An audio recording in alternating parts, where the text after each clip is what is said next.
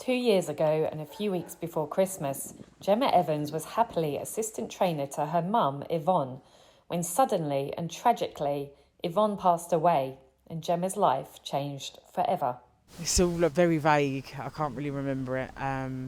But yeah, obviously mum died and then I took on the licence. So. And that was over a period of time because obviously the initial shock would have been ridiculous. You had Ernie, your mum's husband, Ernie Gaskin, who we all know. Yeah. He stepped up to the mark and took over the licence initially. Couldn't have done it with, obviously he was going through exactly the same as well. He took over first of all while we sorted things out, and then he said to me, do you want it or what do you want to do? And I said, yeah, I've got to do it for mum. So I took it over. A lot of people in their life will go through terribly traumatic things like that, but not many people will then have to think about 60 odd dogs in a kennel. That must be so hard. Yeah, it was massive, but it kept my mind on the job. She was my best mate, and like my sister, everything really. Yeah, it was hard, but it was almost like she said, this is the only way you're going to get over it. So there's 60 dogs to look after them, So yeah, that's pretty much it. Did you find the greyhound industry supportive? Yeah, I did, yeah. I had a few phone calls. Peter O'Dowd rang me and offered his support. Romford were really good. Ian Smythe, Mark, they were all really lovely. And I had some really lovely, kind messages from other people too. Because I think your mum was very much loved, and the impression I always got, whether it was here at the kennels or at the track, she loved greyhound racing. She loved it, absolutely loved it.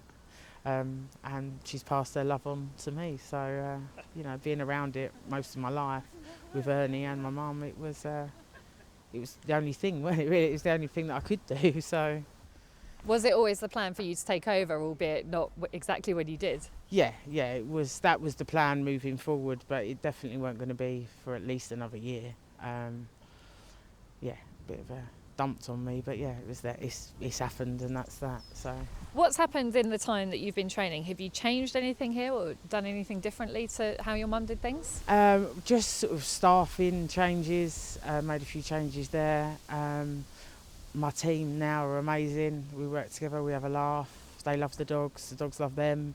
And I really do think that makes an A-team and we're doing well. So. You are doing well, and I think with that is probably coming more travelling for you, would that be right? Yeah, definitely. Definitely see us on the open race scene now. We've got the dogs, so we'll definitely be travelling. Your mum loved the pups. Is that a love that you inherited, and are you planning to breed? Yes, definitely. I think I've got a couple of brood bushes now, especially I'll have another litter out of Chop Chop Hope, so yeah, definitely. I think for a while it's probably fair to say that Ernie sort of lost a love of anything, whether it was dogs or the area where he lived, but how is he? I know he's made a few changes to his life. What's he up to? He needed time out, I think, and he had his time out and realised that he really does still love the greyhounds. So he does a few days for Kevin Hutton, walking the dogs, looking after them, helping Kevin and that out. Yeah, he's doing really, really well, love him. He's doing really well.